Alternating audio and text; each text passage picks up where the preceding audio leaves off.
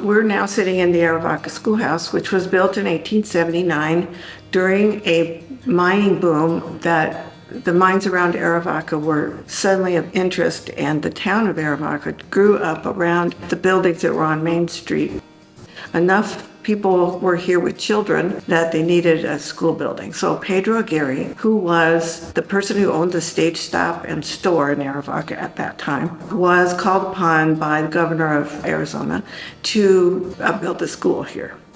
My great-grandfather came in 1879, and he was prospecting. He had a medical practice, and he also had to start a ranch so as to feed the family and to keep his boys busy. So they all had to learn how to be cowboys. From the Mexican cowboys who came up from Sonora. The person that's in the picture behind us in the mural is Gypsy Clark. Gypsy came here about 1910, and she was called upon to be the teacher hired by the Arivaca Land and Cattle Company, which was the biggest ranch at that time.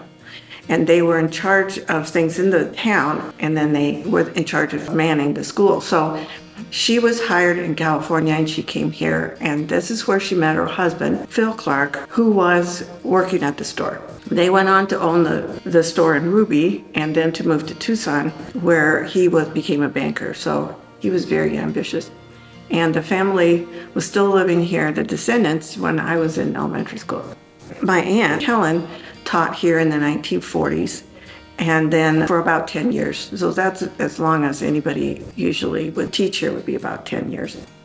In 1953, they closed this school because there weren't enough children here at that time, because in the 50s, all the people that had been working here in ranches and mines, most all of them went to Tucson because they could see that Tucson was growing and it was a much better place for jobs, and they didn't all want to be cowboys for the rest of their lives. That left Arivaca with the lowest population ever, which was about 50 people in the whole town, and that's why we closed the school.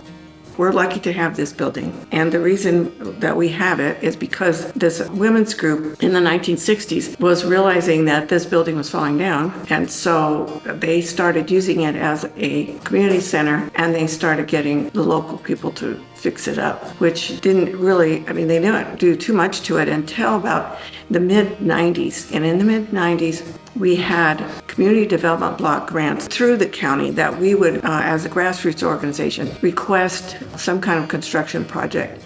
It could be fixing this up, it could be building other things like the fire department and a community center, and all those buildings were all built with community development block grant money, which I just so appreciate. And so this whole building was renovated with community development block grants twice. And the more recent one, they put in this new floor and ceiling, and so it's much nicer than it was before in terms of the use of this building. We have several yoga groups that use this building because they like the floor. This is always useful, and we try to make it as affordable as possible because we want people to be able to use it, and even if they don't have a lot of money. So our rentals are very, very inexpensive. What this represents in my mind is that it is the first historic building in Arivaca to be renovated and to get on the National Register of Historic Places. So that's what we did. And now there are 9 other historic buildings on Main Street of Arivaca and around the corner on the Ruby Road, of which 7 of them are being renovated. And that to me is so wonderful.